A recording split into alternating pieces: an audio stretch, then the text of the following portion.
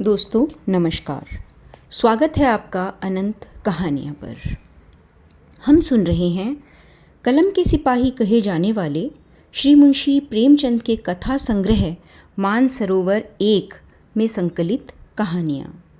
आज की हमारी कहानी है सुभागी। कहानी सुभागी एक संघर्षशील और कर्तव्यपरायण युवती की कहानी है जो अपने उत्तम चरित्र के कारण समाज में सम्मान की अधिकारिणी बनती है। वह एक आज्ञाकारिणी बेटी है जो दिन रात माता पिता की सेवा करती है, साथ ही कड़ा परिश्रम कर अपने वृद्ध माता पिता का कर्ज भी उतारती है। वास्तव में यह कहानी नारी की शक्ति को दिखाती है। तो चलिए शुरू करते हैं कहानी सुभागी। और लोगों के यहाँ चाहे जो होता हो, तुलसी महतो अपनी लड़की सुभागी को लड़के रामू से जो भर भी कम प्यार न करते थे। रामू जवान होकर भी काठ का उल्लू था। सुभागी 11 साल की बालिका होकर भी घर के काम में इतनी चतुर थी और खेतीबाड़ी के काम में भी इतनी निपुण थी कि उसकी माँ लक्ष्मी दिल ही दिल में डरती रहती कि कहीं लड़की पर देवताओं की आंख न पड़ जाए। अच्छे बालकों से भगवान को भी तो प्रेम है, कोई सुभागी का बखान न करे, इसलिए वह अनायास ही उसे डांटती रहती थी। बखान से लड़के बिगड़ जाते हैं, यह भय तो न था उसे, भय था नज़र का। वही सुभागी आज 11 साल की उम्र में विधवा हो गई। घर में कोहराम मचा हुआ था। लक्ष्मी पछाड़े खाती थी, तुलसी सिर पीटते थे। उन्होंने रोते देख सुभागी भी रोती थी। बार बार माँ से पूछती, क्यों रोती हो अम्मा? मैं तुम्हें छोड़कर कहीं न जाऊंगी, तुम क्यों रोती हो? उसकी भोली बातें सुनकर माता का दिल और भी फटा जाता था। वह सोचती थी, ईश्वर तुम्हारी यही लीला है, जो खेल खेलते हो वह दूसरों को दुख देकर। ऐसा तो पागल करते हैं। आदमी पागलपन करे तो उसे पागलपन कहते हैं, उसे पागल खाने भेजते हैं। मगर तुम जो पागलपन करते हो उसका कोई दंड नहीं। ऐसा खेल किस काम का कि दूसरे रोएं और तुम हंसो? तुम्हें तो लोग दयालु कहते हैं, यही है क्या तुम्हारी दया? और सुभागी क्या सोच रही थी? उसके पास कोठर भर रुपए होते तो वह उन्हें छुपा कर रख देती। फिर एक दिन चुपके से बाजार चली जाती और अम्मा के लिए अच्छे अच्छे कपड़े लाती। दादा जब बाकी मांगने आते तो चट रुपए निकाल कर दे देती। अम्मा दादा कितने खुश होते। जब सुभागी जवान हुई तो लोग तुलसी महतो पर दबाव डालने लगे कि लड़की का घर कर दो। जवान लड़की का यूं फिरना ठीक नहीं। जब हमारी बिरादरी में इसकी कोई निंदा नहीं तो क्यों सोच विचार करते हो? तुलसी ने कहा, भाई मैं तो तैयार हूँ, लेकिन जब सुभागी भी माने, वह किसी तरह राजी नहीं होती। हरिहर ने सुभागी को समझाकर कहा, बेटी हम तेरे भले को ही कहते हैं। माँ बाप अब बूढ़े हुए, उनका क्या भरोसा, तुम इस तरह कब तक बैठी रहोगी? सुभागी ने सिर झुकाकर कहा, चाचा मैं आपकी बात समझ रही हूँ, लेकिन मेरा मन घर करने को नहीं कहता। मुझे आराम की चिंता नहीं है, मैं सब कुछ झेलने को तैयार हूँ और जो काम तुम कहो वह सिर आँखों के बल करूँगी, मगर घर बसाने को मुझसे न कहना। जब मेरी चाल कुचाल देखना तो मेरा सिर काट लेना। अगर मैं सच्चे बाप की बेटी होंगी तो बात की पक्की रहूँगी। फिर लज्जा रखने वाले तो भगवान हैं, मेरी क्या हस्ती है कि अभी कुछ कहूँ। उज्जड़ रामू बोला, अगर तुम सोचती हो कि भैया कमावेंगे और मैं बैठी मौज करूँगी तो इस भरोसे न रहना। यहाँ किसी ने जन्म भर का ठेका नहीं लिया है। रामू की दुल्हन भी रामू से 2 अंगुल ऊंची थी। मटक कर बोली, हमने किसी का करज थोड़ी ही खाया है कि जन्म भर बैठा करें और भरा करें। यहाँ तो खाने को भी महीन चाहिए और पहनने को भी महीन चाहिए। यह हमारे बूते की बात नहीं।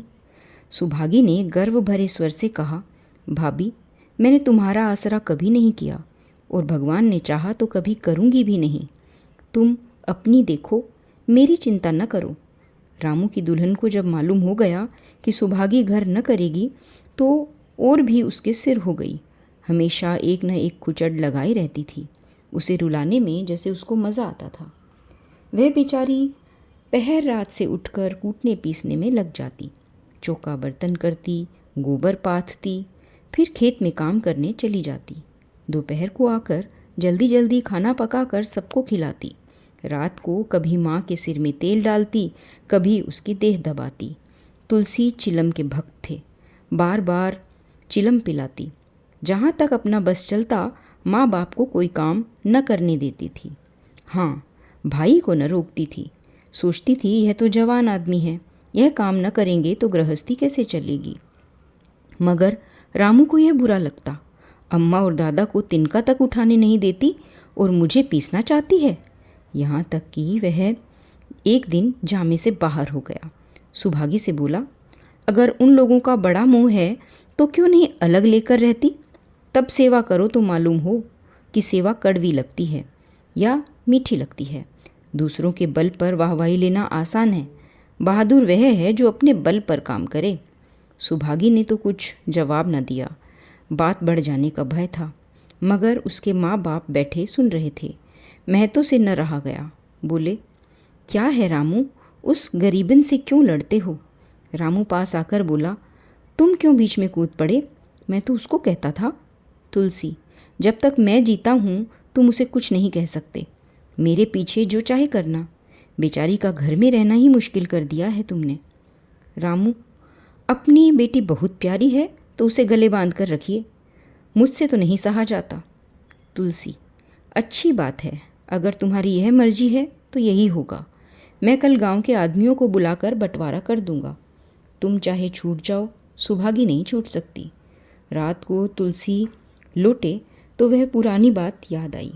जब रामू के जन्मोत्सव में उन्होंने रुपए कर्ज लेकर जलसा किया था और सुभागी पैदा हुई तो घर में रुपए रहते हुए भी उन्होंने एक कौड़ी खर्च न की।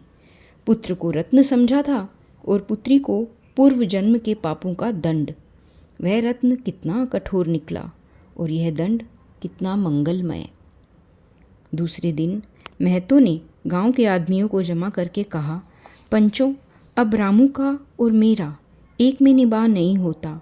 मैं चाहता हूँ कि तुम लोग इंसाफ से जो कुछ मुझे दे दो वह लेकर मैं अलग हो जाऊँ। रात दिन की किचकिच अच्छी नहीं लगती। गांव के मुख्तार बाबू सज्जन सिंह बड़े सज्जन पुरुष थे। उन्होंने रामू को बुलाकर पूछा, क्यों जी, तुम अपने बाप से अलग रहना चाहते हो? तुम्हें शर्म नहीं आती कि औरत के कहने से माँ बाप को अलग किए देते हो? राम राम। रामू ने ढिठाई के साथ कहा, जब एक में गुजर न हो तो अलग हो जाना ही अच्छा है। सज्जन सिंह, तुमको एक में क्या कष्ट होता है? रामू, एक बात हो तो बताऊं। सज्जन सिंह, कुछ तो बतलाओ। रामू, साहब, इनमें मेरा एक के साथ निभाह न होगा, बस, मैं और कुछ नहीं जानता। यह कहता हुआ रामू वहाँ से चलता बना। तुलसी, देख लिया आप लोगों ने इसका मिजाज। आप चाहे 4 हिस्से में से 3 हिस्से उसे दे दें, पर अब मैं इस दुष्ट के साथ न रहूँगा। भगवान ने बेटी को दुख दे दिया, नहीं मुझे खेती बाड़ी लेकर क्या करना था। जहाँ रहता वहीं कमाता खाता। भगवान ऐसा बेटा 7वें बैरी को भी न दे। लड़के से लड़की भली जो कुलवंती होए।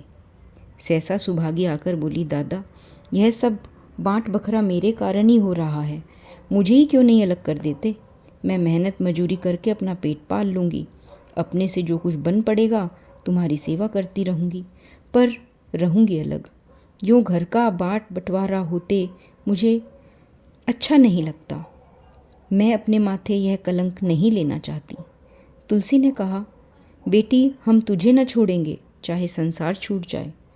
रामू का मैं मुँह नहीं देखना चाहता, उसके साथ रहना तो दूर रहा। रामू की दुल्हन बोली, तुम किसी का मुँह देखना नहीं चाहते तो हम कौन सा तुम्हारी पूजा करने को व्याकुल हैं। मैं तो दांत पीसते हुए उठे बहू को मारे, मगर लोगों ने उसे पकड़ लिया। बंटवारा होते ही महतो और लक्ष्मी को मानो पेंशन मिल गई। पहले तो दोनों सारा दिन सुभागी के मना करने पर भी कुछ न कुछ करते रहते थे, पर अब उन्हें पूरा विश्राम था। पहले दोनों दूध घी को तरसते थे। सुभागी ने कुछ रुपए बचाकर एक भैंस ले ली। बूढ़े आदमियों की जान तो उनका भोजन ही है। अच्छा भोजन न मिले तो वे किस आधार पर रहें। चौधरी ने बहुत विरोध किया। कहने लगे, घर का काम यूं ही क्या कम है कि तूने यह नया झंझट पाल लिया। सुभागी उन्हें बहलाने के लिए कहती, दादा दूध के बिना मुझे खाना अच्छा नहीं लगता। लक्ष्मी ने हंसकर कहा, बेटी तू झूठ कब से बोलने लगी? कभी दूध तो हाथ से छूती नहीं, खाने की कौन कहे। सारा दूध हम लोगों के पेट में ठूस देती है। गांव में जहाँ देखो सबके मुंह से सुभागी की तारीफ। लड़की नहीं देवी है, 2 मर्दों का काम भी करती है, उस पर माँ बाप की सेवा भी किए जाती है। सज्जन सिंह तो कहते यह उस जन्म की देवी है।